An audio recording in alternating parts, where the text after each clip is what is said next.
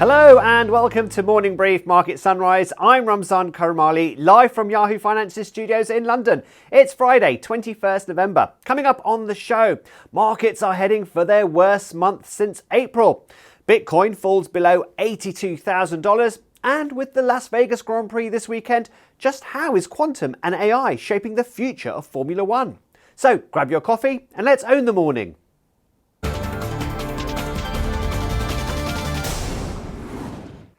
Markets are heading for their worst week in 7 months, and that's despite US companies delivering pretty strong Q3 earnings.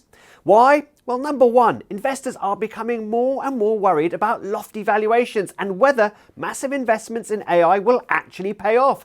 The AI bellwether, Nvidia, despite knockout earnings, saw its stock fall by over 3% on Thursday, and that seemed to have a ripple effect across other major AI players across the globe.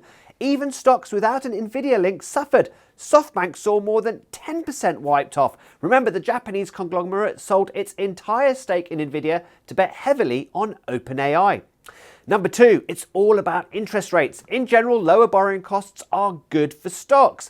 But the probability of an interest rate cut has fallen sharply in the last week from around 60% to now around 35%. Persistent unease over the Fed's ability to cut rates next month is clearly weighing on markets. And it's not just Wall Street stocks that are suffering, global stocks too. They're heading for their worst week since President Trump's Liberation Day back in April. Tech-heavy indices like Japan's Nikkei and South Korea's Kospi, well, they took big hits. And even Bitcoin is on track for its worst monthly performance since June 2022. Now that's when the crypto world was rocked by a number of corporate collapses. At one point on Friday, Bitcoin traded below $81,700. Last month, it topped $126,000. So it's clear there's been a spike in volatility and more doubts about the sustainability of this AI boom. The big question, though, still remains. Are these week's moves just a correction, or is the actual AI bubble bursting?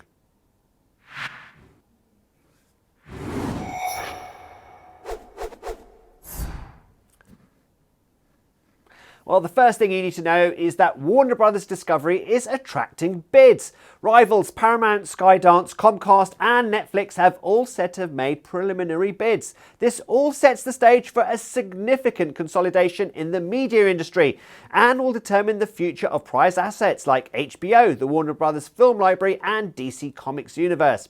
Paramount's bid is backed by Oracle co-founder and one of the world's richest men, Larry Ellison. The next thing you need to know is that Google and the US government are in a battle over the future of internet advertising. The tech giant will confront Washington's latest attempts to topple its internet empire in federal court later today as a judge considers how to prevent the abusive tactics that culminated in parts of its digital ad network being branded as an illegal monopoly. Now, the Justice Department wants Google to sell some of the ad technology that it spent nearly 20 years putting together. And the last thing you need to know is that rate cut expectations have fallen after yesterday's jobs report. The latest snapshot of the US labour market showed an unexpected rebound of 119,000 jobs in September, but a loss for August and a lower total for July. But that September number was stronger than expected and seems to show that signs of weakness in the labour market may not be as significant as those calling for rate cuts have been suggesting. Well, to go deeper on the jobs report and the Fed, Yahoo Finance interviewed Kevin Hassett yesterday, the senior advisor to President Donald Trump, who's made the case for another rate cut in December. Here's his rationale. I think that if we look at the payroll side, that's correct, that there was outsized growth in education and healthcare workers. Sometimes we see that around September because of seasonals with people coming back to school. But it is true that there's been a sectoral increase over time of demand for healthcare workers. And I think that that's a trend that will likely continue. The thing that jumped out at me that I thought was very interesting in the report was a big surge in construction employment. One of the things that was a high high priority for us when we passed the big beautiful bill was expensing factory construction. And so the fact that we're beginning to see people breaking ground on all those new factories that we expect to come up over the next year or two is a really positive sign for the outlook going forward. I think if you look at GDP now, it's running at 4.2% now for the third quarter, and it was about 4% in the second quarter. So that you could say that coming into the government shutdown, this jobs report shows us that it was full steam ahead, this economy, about as good as economy gets. On the unemployment, I think that there are sort of two times as an economist when you look at the unemployment rate where you have to decide what you think about it. There are two ways that you can think about it. One is if labor force participation goes down and unemployment rate goes up, that's a really bad sign. Because what it means is that people are getting frustrated and they're giving up trying to find a job. If labor force participation is going up and the unemployment rate goes up, it could be that it's actually a whole bunch of people who came off the sidelines and they're looking for a job, but it's actually good news because of the labor force participation, not, of course, because of the unemployment rate. And there's a big uptick in labor force participation in this report, which suggests that, the full steam ahead economy that we've created pretty much since we passed the big beautiful bill is getting people off the sidelines and making them look for work. And so if you figure that we got construction people building factories and people cut off the sidelines and looking for work, you'd have to say it's a really strong report. To your point, Kevin, there were some concerns that the labor market had been weakening until we got this report, putting a rate cut on the table for December. Now that we've gotten this report, looks like that's becoming less likely. What's your reading, and what would the administration's reaction be to no cut in December? Well, I think that if we look at the news that we got before this report, don't forget this is a September report, the news that we got between the meeting 2 meetings ago and the last meeting with the Fed, and recall that 2 meetings ago, the Fed was saying, yeah, we're going to cut 3 times. It was pretty much priced into federal funds futures markets. Well, the news that we got subsequent to that meeting, in between the last 2 meetings, was that we had a government shutdown that's going to reduce GDP growth by 1.5%.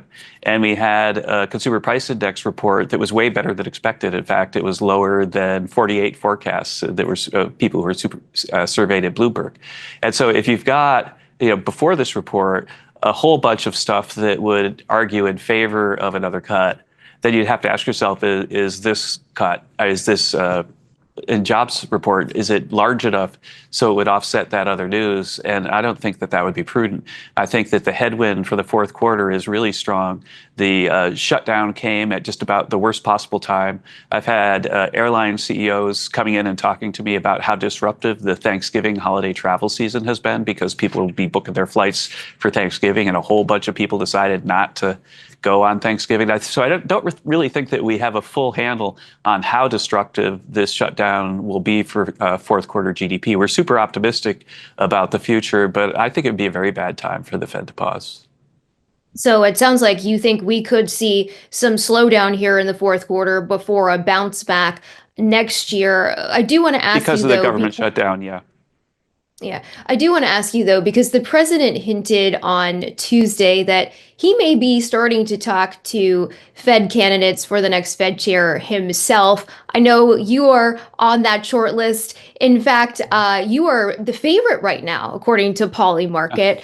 Have you spoken to the president about this? And if you were selected, what changes would you make if you were Fed chair?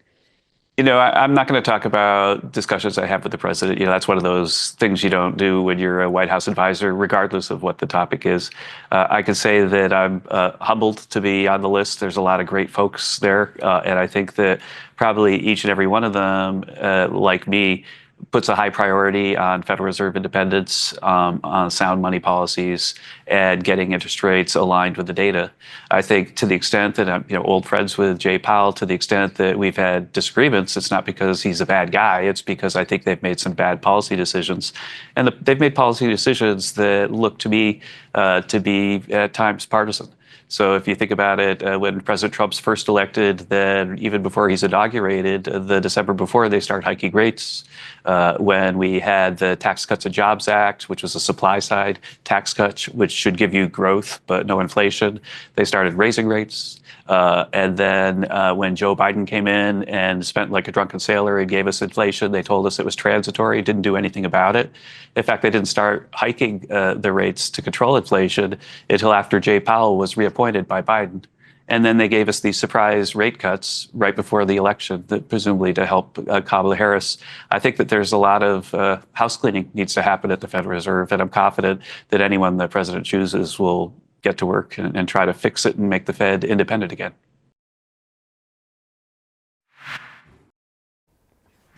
Okay, we're heading for a short break now, but when we're back, we'll be previewing this weekend's Las Vegas Grand Prix by looking at how one Formula One team is partnering with a quantum company.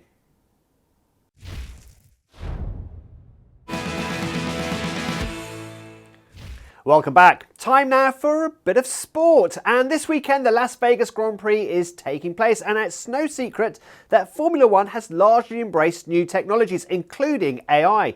But now quantum computing is also being adopted. The BWT Alpine team might be bottom of the construction standings this season, but it's looking for that extra edge. It's teamed up with SEAL-SQ, a quantum company listed on the NASDAQ. Well, I spoke to its CEO, Carlos Moreira, who is in Las Vegas right now, to find out exactly how his company is getting involved in Formula One. So I am in Las Vegas for the F1 Grand Prix, and we are announcing a quantum technology integration into the Alpine team. You know, quantum security is there to secure things. And post-quantum security is what we do. And those new generation of cars, they need to be highly secure. Not only the car itself, physically security, but also the communication of the car with their teams and all the interaction that created. So we have a 2 years partnership starting today that will incrementally add quantum technology in the modus operandis of the F1 Alpine team. So that goes into encrypting the channel of communication between the pilot and the team, that is also securing the data that is being collected in clouds. We have done that before for the America's Cup. You know, our company did that for Alinghi, the Swiss team, with the ultra high speed boats, and now we are entering into the Formula One. So we like to get involved into extreme applications of this technology. Do you think this will make Alpine a better team? They've not had a great season so far. Yeah, they're coming with a new setup for next year. I think they already say this season is a transition season. But for us, I mean, obviously, this is not going to make them win, but they're going to make them be more secure. And that is an element to win. I think next year is going to be a much better year. They have a new engine, and you know, they have high expectation.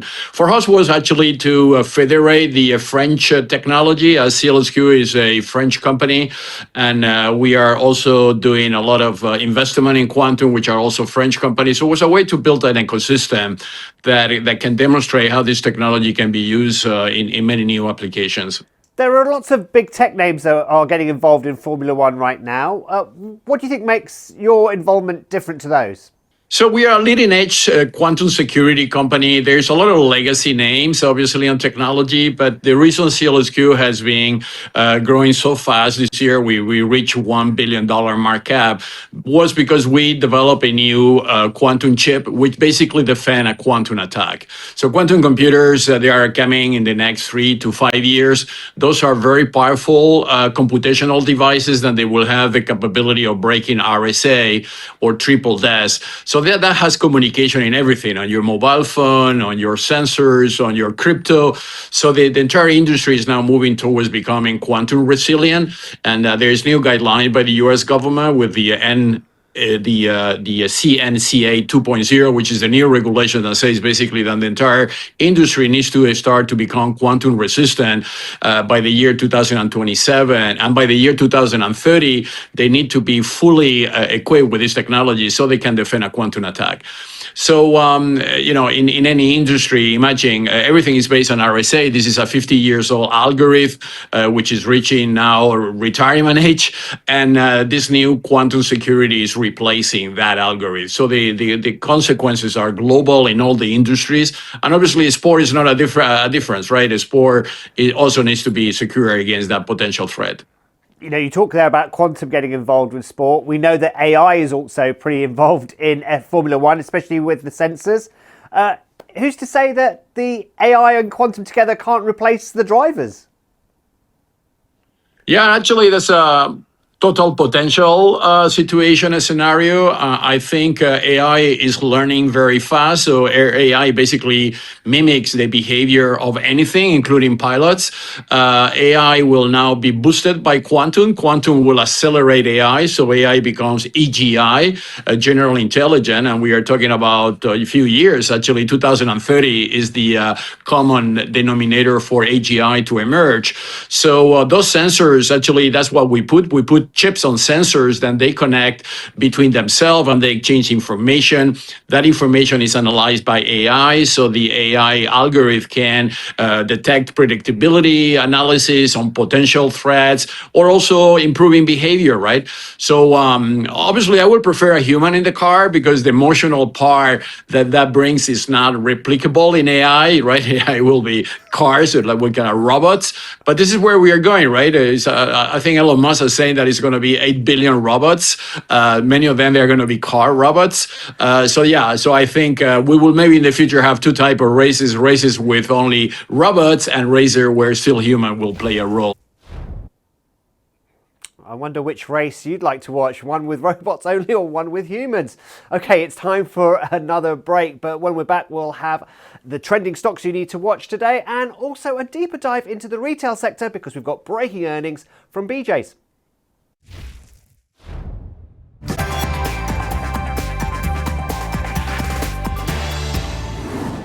Time to look at three Asian stocks that are at the centre of the AI bubble trade today, despite Nvidia's strong report this week. This tech sell-off is deepening and fast. Here's what's happening and why. First up, one of the world's biggest AI investors, SoftBank, well, its shares tumbled almost 11% in Tokyo overnight as fears over tech valuations sent new shockwaves through the markets. Even if SoftBank recently sold all of its stake in Nvidia, its portfolio is still heavily exposed to artificial intelligence companies, starting with OpenAI. And it's worth noting, as one analyst at XTB said, there isn't a single catalyst here, but there are concerns that the US economy will slow, the Fed won't cut rates, and the market is still having an existential crisis about lofty valuations for AI stocks.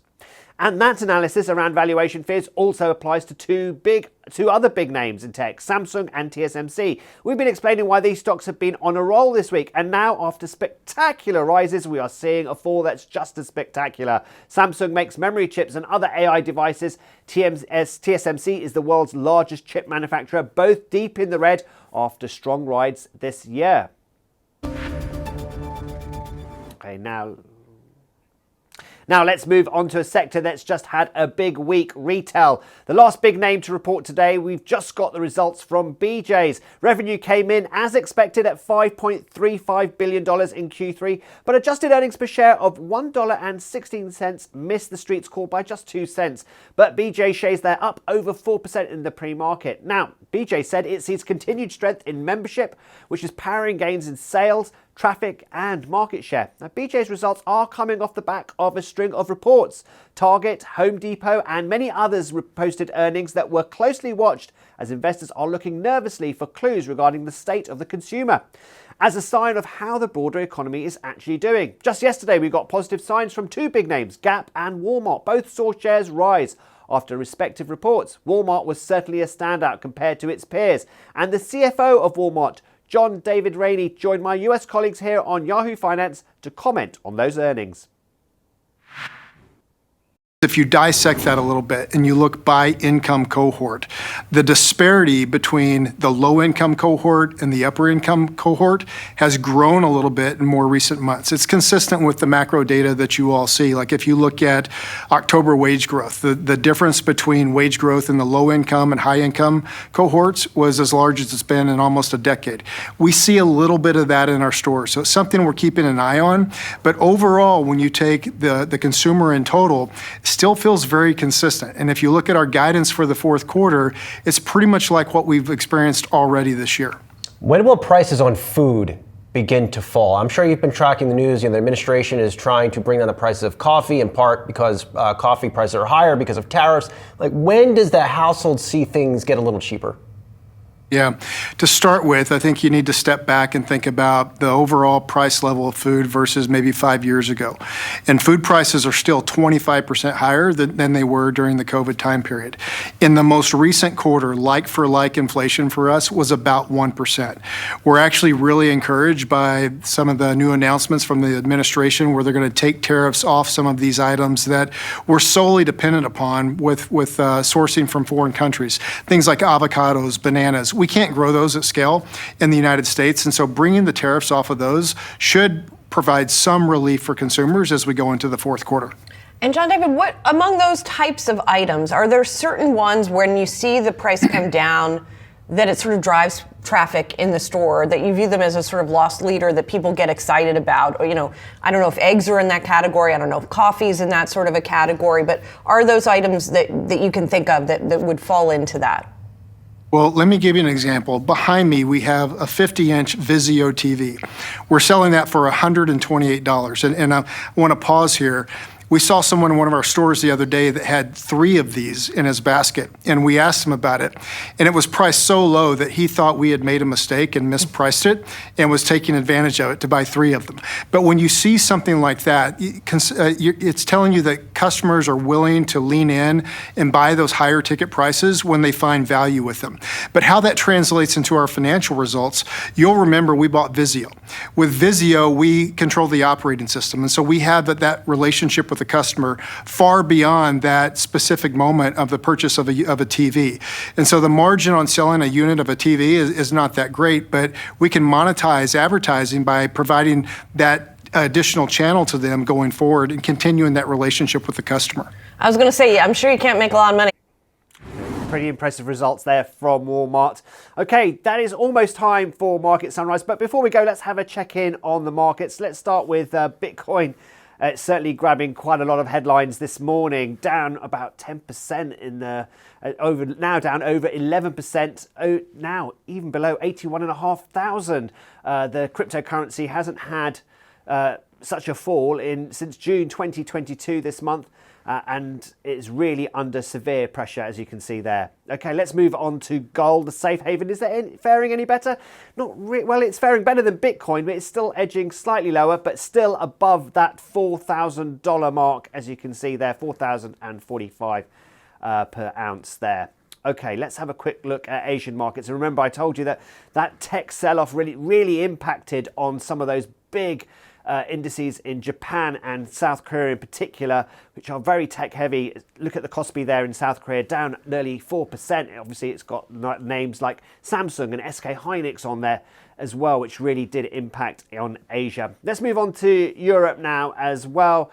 And it's pretty much another sea of red, as you can see there, but not the falls, not so deep, less tech exposure, especially in the FTSE 100, for example, so perhaps not feeling the pain as much. And let's see how the US will open when that bell rings on Wall Street. And they're kind of lacking direction. You see the Dow is trading slightly higher there, but both the Nasdaq and the S&P down a bit more substantially there.